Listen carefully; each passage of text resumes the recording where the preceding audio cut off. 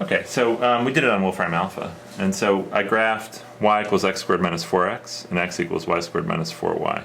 What do those shapes look like to you? Parabolas. Okay, are you surprised that those are parabolas? No, because we had quadratic equations. Yeah, you had a linear equation on one side, y and x, and you had a quadratic on the other side, x squared minus 4x, y squared minus 4y. So which one of these two parabolas is y equals x squared minus 4x? Well, I think it would be the one that's going up. Okay. Because it looks like it's y equals x squared, but shifted over a bit. Okay, and how about the one that's x equals y squared minus 4y? Well, that's a sideways parabola. Okay. All right, so that's actually interesting. And so two parabolas intersect with each other. How many intersection points do we have? 4. 4. Okay, so one surprise there, incidentally, is we have here two equations and two unknowns.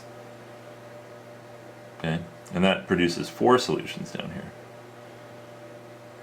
How many solutions do you usually expect with 2 equations and 2 unknowns? Well, 1 for each variable. So just 1 solution in total. Yeah, so you're used to dealing mainly with lines, so linear equations.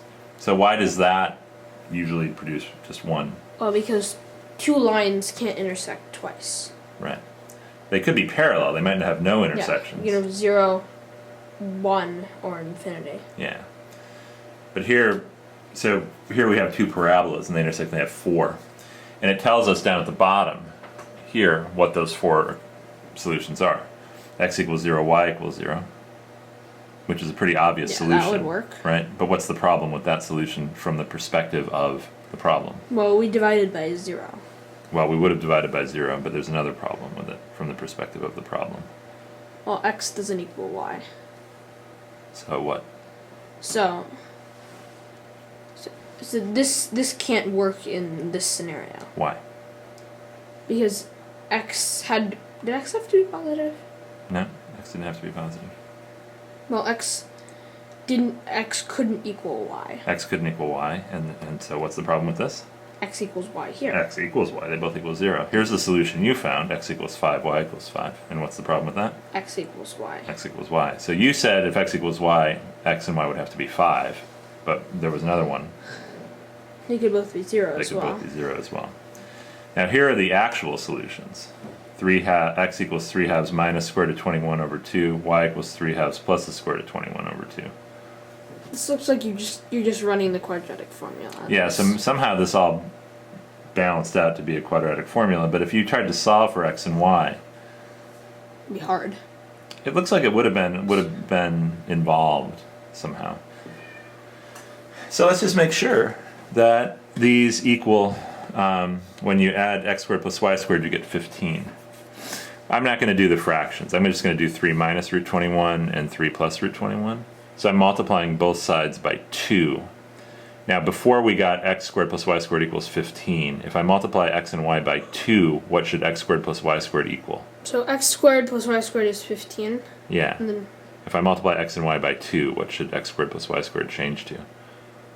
well, I think 60. Why? Because you're multiplying each term by 2. I'm multiplying each term by 2, and therefore what happens to the squares? The squares quadruple. I'm not 100% sure of the language in Wolfram alpha here. I think I have to do capital square root. 3 minus square root of 21 squared, that's x, plus 3 plus square root of 21 square, not to the 62nd power. There. And look at what we get. 60. 60. How about that? So these two fairly complicated numbers, it turns out that their squares, well, here these numbers are 15, the ones we were looking for, which is what we got. So we know we found the right answer through algebra. Graphically, we see, sorry for clicking on that, but graphically we see we have 2 intersecting parabolas, 4 solutions. 2 of them are on the line x equals y. These other 2 solutions turn out to both have x squared plus y squared equals 15, which is pretty cool.